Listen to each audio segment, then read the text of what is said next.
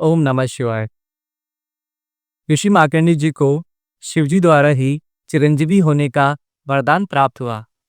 ओम ह्रूम जूं सः ओम भूर्भुवः स्वः ओम त्र्यंबकं यजामहे सुगंधिं पुष्टिवर्धनम् उर्वारुकमिव बन्धनात् मृत्योर्मुक्षयमामृतात्।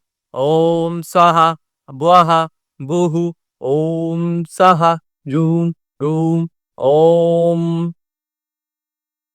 ऋषि मार्कंडेय जी के पिता ऋषि मार्कंडा और उनकी पत्नी मानसविनी को संतान की प्राप्ति नहीं हो रही थी। संतान की प्राप्ति के लिए उन्होंने शिवजी की उपासना करी और तपस्या करी। जिसके पश्चात शिवजी ने उनको दर्शन दिए और शिवजी ने उन्हें संतान प्राप्ति के लिए दो विकल्प बताए।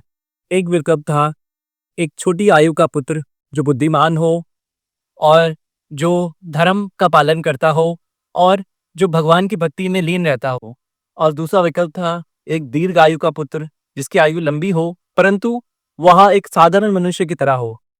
ऋषि मार्कंडा जी ने वह पुत्र चुना जिसकी आयु कम थी परंतु वह बुद्धिमान था और भगवान का भक्त था।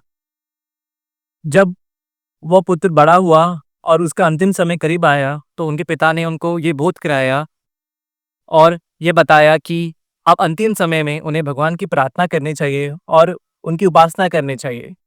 ऋषि मार्कंडेय जी ने वही किया।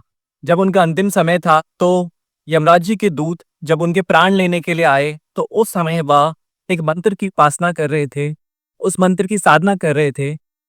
जब उन्होंने प्राण लेने की कोशिश करी तो उन्होंने देखा ऋषि मार्कंडेय जी ने एक शिवलिंग को अपनी बाहों में पकड़ा हुआ है और वह उनके प्राण नहीं ले पा रहे हैं। उन्हें ज्ञात हो गया ये शिवजी की शक्ति है जिसके कारण वह उनके प्राण नहीं ले पा रहे हैं।